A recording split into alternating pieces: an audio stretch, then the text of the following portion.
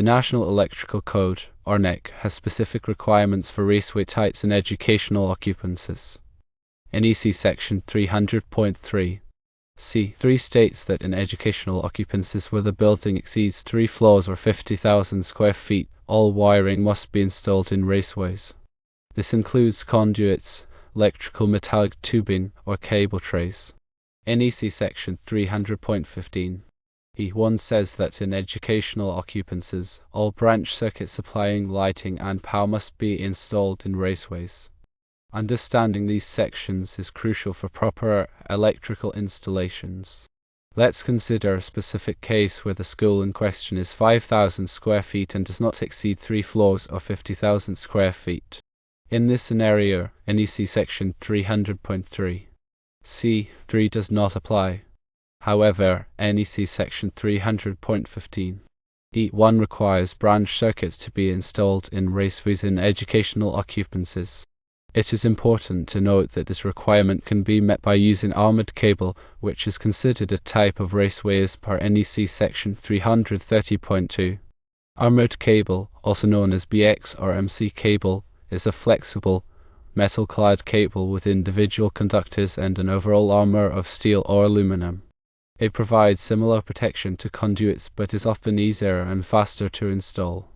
When facing challenges with electrical inspectors, it's essential to provide them with the relevant code sections to support your installation choices. Firstly, you can reference NEC Section 330.2, which defines armored cable as a raceway.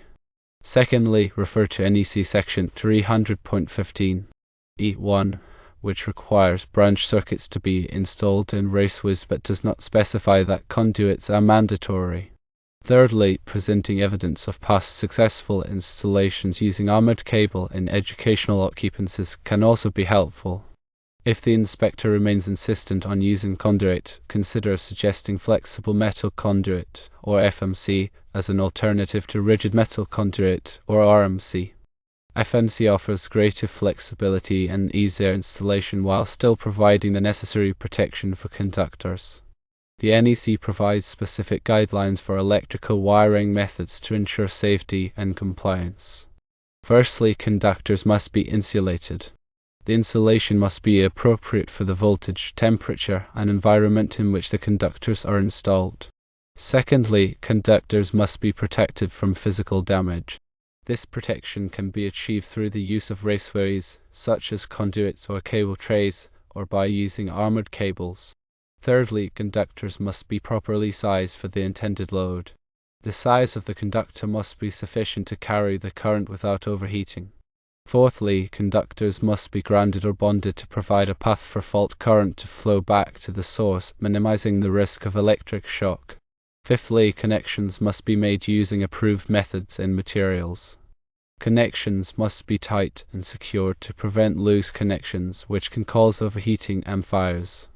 When working in educational occupancies, additional considerations apply. Electrical systems must be designed and installed to minimize the risk of hazards to students and staff. One key aspect is the selection of appropriate wiring methods. The NEC requires that branch circuits in educational occupancies be installed in raceways. This requirement aims to provide enhanced protection for conductors, reducing the risk of damage or tampering. However, the definition of raceway is broad and includes various types of enclosures such as conduits, tubing, and armored cables. Conduit systems offer robust protection for conductors, shielding them from physical damage and environmental factors. They also provide a neat and organized appearance, facilitating maintenance and future modifications. Electrical metallic tubing, or IMT, is a lightweight and cost-effective conduit option suitable for many applications. Rigid metal conduit, or RMC, offers superior strength and protection, making it ideal for areas subject to heavy impact or corrosive environments. Flexible metal conduit, or FMC, provides flexibility for navigating tight spaces or accommodating movement. Armored cable, also known as metal-clad cable or MC cable, offers an alternative to conduit systems. It consists of insulated conductors enclosed within a flexible metal sheath, providing both protection and flexibility.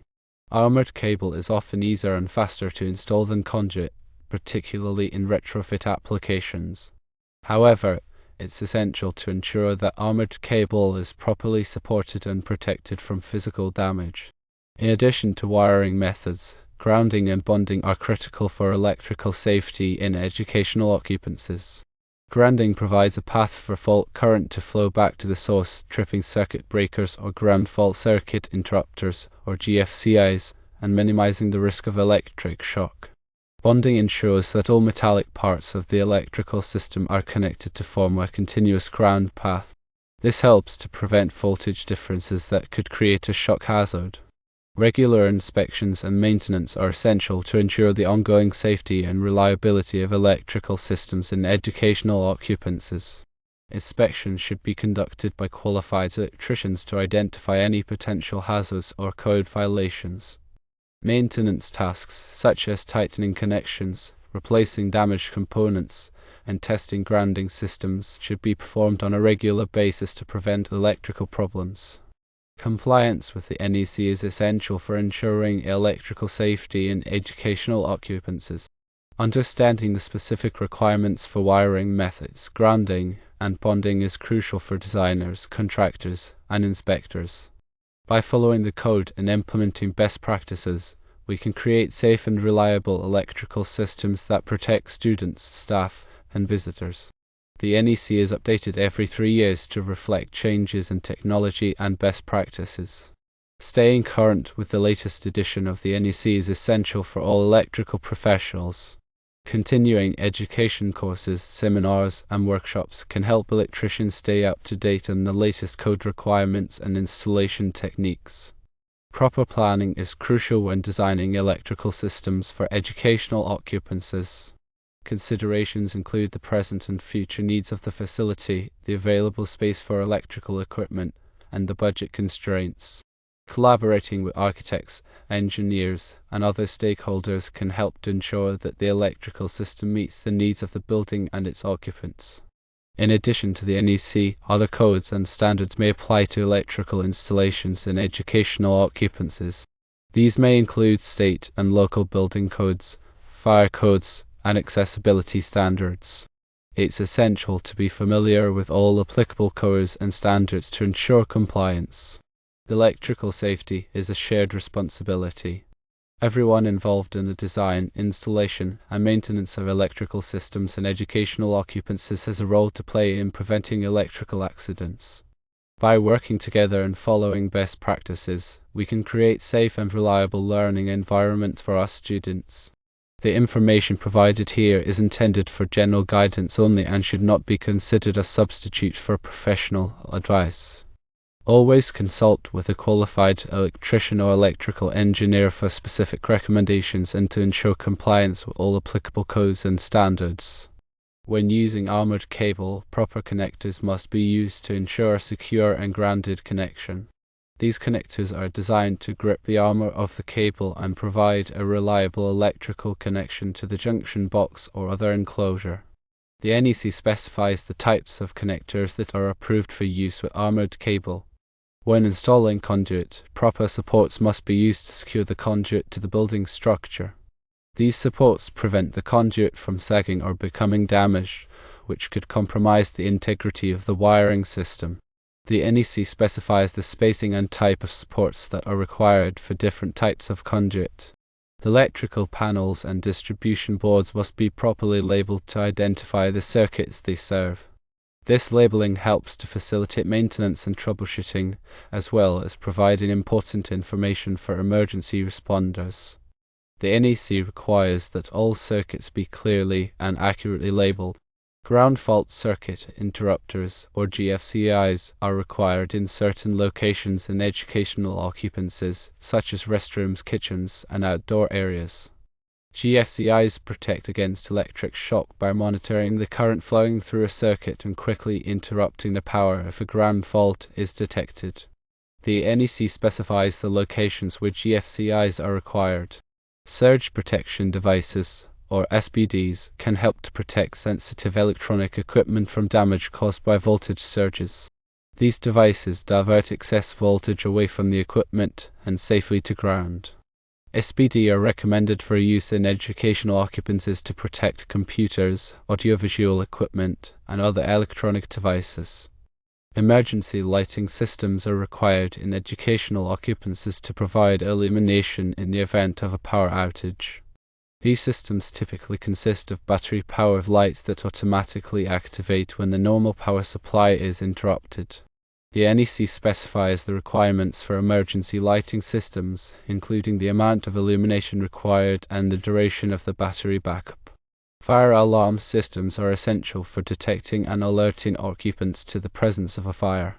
These systems typically consist of smoke detectors, heat detectors, and manual pull stations that are connected to a central control panel. The NEC and the National Fire Alarm Code, or NFPA 72, specify the requirements for fire alarm systems. Communications systems, such as intercoms and public address systems, can be used to communicate with students and staff throughout the building. These systems can be particularly useful in emergency situations. The NEC does not specifically address communication systems, but other codes and standards may apply.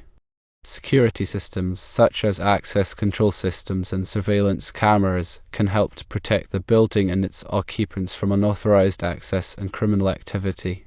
The NEC does not specifically address security systems, but other codes and standards may apply. Renewable energy systems, such as solar panels and wind turbines, are becoming increasingly popular in educational occupancies. These systems can help to reduce energy costs and promote sustainability.